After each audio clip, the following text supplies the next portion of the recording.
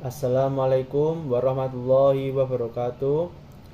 Teman-teman, saya Verza Andika Setia Putra, absen 13, kelas 11 MIPA 2. Untuk Pak Hana dan teman-teman, saya akan membuat video tentang pemanasan global. Disimak ya. Pengertian pemanasan global. Apa itu pemanasan global? Pemanasan global adalah suatu bentuk ketidakseimbangan ekosistem di bumi akibat terjadinya proses peningkatan suhu rata-rata atmosfer dan laut daratan di bumi. Global warming merupakan suatu proses yang ditandai dengan naiknya suhu atmosfer, laut, dan daratan. Sekedar info, suhu rata-rata global pada permukaan bumi telah melonjak dari 0,74 sampai 0,18 derajat Celcius dalam 100 tahun terakhir. Penyebab pemanasan global. Penyebab pemanasan global yang pertama adalah efek rumah kaca. Karbon dioksida atau CO2 yang dihasilkan oleh kegiatan di bumi ini seperti pernafasan dan hasil pembakaran bahan bakar yang menyelubungi bumi. Karena kadarnya sudah berlebihan, maka CO2 seolah seperti kaca yang menutup permukaan bumi. Selain karbon dioksida, juga sulfur dioksida dan metana pun sama seperti CO2 menyelubungi bumi, layaknya sifat kaca. Gas-gas yang melapisi tadi akan memantulkan infrared dari matahari yang seharusnya dikembalikan lagi ke angkasa. Infrared terperangkap di bumi. Emang kenapa kalau infrared warawiri di bumi? Begini, sinar inframerah memiliki panjang gelombang antara 760 nm sampai 1000 nm dan frekuensi 30 GHz sampai 40.000 GHz. Benda panas akibat getaran atomik dan molekul dianggap memancarkan gelombang panas dalam bentuk sinar inframerah. Makanya sinar inframerah sering disebut dengan radiasi panas. Yang kedua adalah efek umpan balik. Selain efek rumah kaca, efek umpan balik juga memberi pengaruh pada pemanasan global. Proses pemanasan selain menghasilkan karbon dioksida juga menghasilkan uap air. Contohnya reaksi pembakaran hidrokarbon yaitu CXHY plus O2 menjadi CO2 plus H2O. Nah, itu ada H2O alias air dihasilkan. Semakin banyak pemanasan yang terjadi akibat efek rumah kaca, karbon dioksida semakin melimpah uap air yang melubung ke atmosfer. Uap air sendiri ternyata memberi efek rumah kaca seperti gas CO2.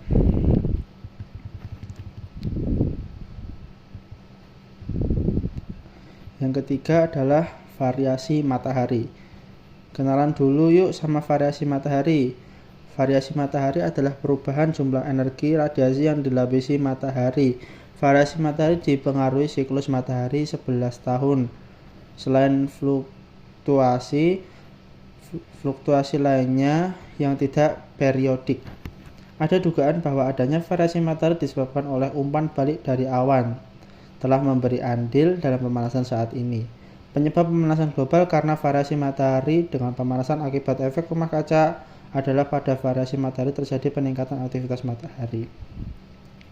Aktivitas matahari mampu menaikkan suhu atmosfer. Sebaliknya, efek rumah kaca akan menurunkan suhu atmosfer.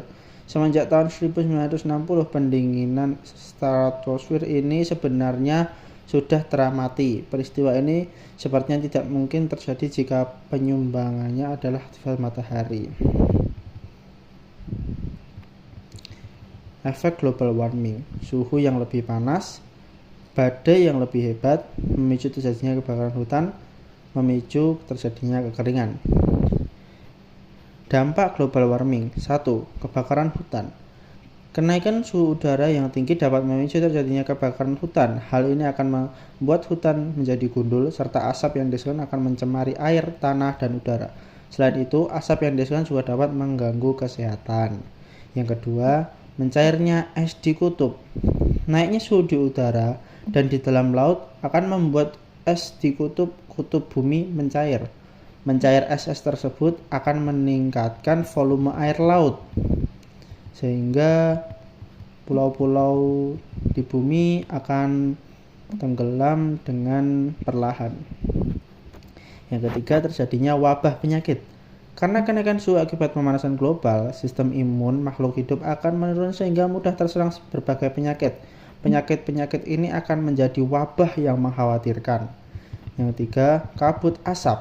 Pemanasan global akan meningkatnya suhu di permukaan bumi, memicu terjadinya kekeringan dan memicu terjadinya kebakaran hutan. Hal tersebut akan menimbulkan kabut asap yang sangat berbahaya bagi kesehatan, bahkan kematian. Yang kelima, krisis air bersih. Karena pemanasan global, sumber-sumber air di dalam tanah akan menguap. Selain itu, sumber-sumber air tersebut juga akan tercemar sehingga krisis air bersih tidak dapat dihindari. Yang terakhir, yang keenam, meningkatnya permukaan air laut. Cairnya es di kutub utara telah menyebabkan volume air laut akan bertambah. Akibat akan terjadi peningkatan permukaan air laut. Tinggi muka air laut di seluruh dunia telah meningkat 10-20 cm selama abad ke-20 dan para ilmuwan IPCC memprediksi meningkatnya lebih lanjut 9-88 cm pada abad ke-21. Apa yang terjadi jika air laut naik? Tentu saja daerah seputaran pantai akan terendam, seperti negara Belanda yang akan kehilangan 17,6% daerahnya karena tenggelam oleh naiknya 100 cm permukaan laut. Erosi dari tebing, pantai, dan bukit pasir akan mengalami peningkatan ketika tinggi laut mencapai muara sungai, banjir akibat air. Meningkatnya suhu air laut. Ini yang ketujuh ya. Terjadinya pemanasan global ditandai dengan kenaikan suhu di permukaan bumi, termasuk di dalam laut. Hal ini dapat membuat makhluk hidup yang hidup di dalamnya mati sehingga terjadi ketidakseimbangan ekosistem. Rusaknya terumbu karang. Yang ke-8, pemanasan global akan membuat suhu dan keasaman air laut. Kedua hal ini akan membuat terumbu karang mengalami pemutihan dan lama-lama akan rusak bahkan hilang. Rusaknya terumbu karang akan membuat ekosistem laut menjadi tidak seimbang serta flora dan fauna laut akan mati. Yang 9, iklim tidak stabil.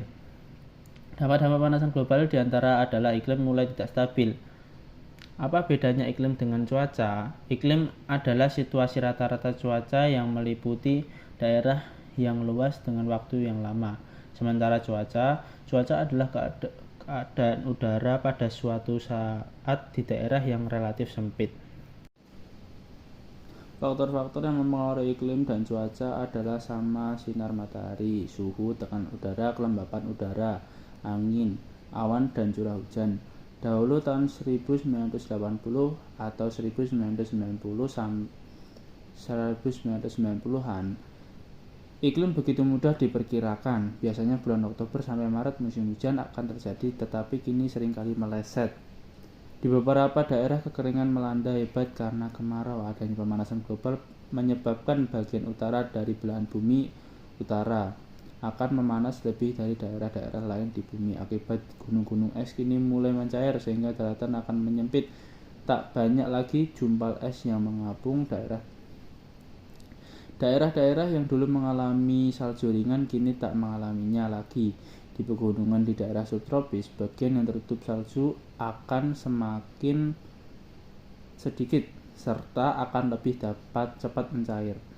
Musim tanam akan lebih lama di beberapa area. Suhu pada musim dingin dan malam hari akan cenderung untuk bertambah. Angin akan bertiup lebih kencang dan memiliki pola yang berbeda dengan sebelumnya. Topan badai yang mendapat kekuatannya dari penguapan air akan menjadi lebih dahsyat. Pola cuaca menjadi sulit diprediksi dan lebih ekstrim. Itulah 9 dampak pemanasan global yang akan dirasakan oleh bumi dan makhluk hidup yang hidup di dalamnya. Jika dibiarkan, pemanasan global dapat memusnahkan kehidupan di bumi. Nah, cara mengantisipasi atau mengatasi pemanasan global itu apa aja sih? Nih, yang pertama, konservasi lingkungan seperti melakukan reboisasi, penanaman pohon, dan penghijauan lahan kritis. Yang kedua, menggunakan energi yang bersumber dari energi alternatif, energi air, matahari, angin, dan bioenergi, guna mengurangi penggunaan energi bahan bakar fosil yang contohnya seperti minyak bumi dan batu bara. Yang ketiga, daur ulang dan efisiensi energi.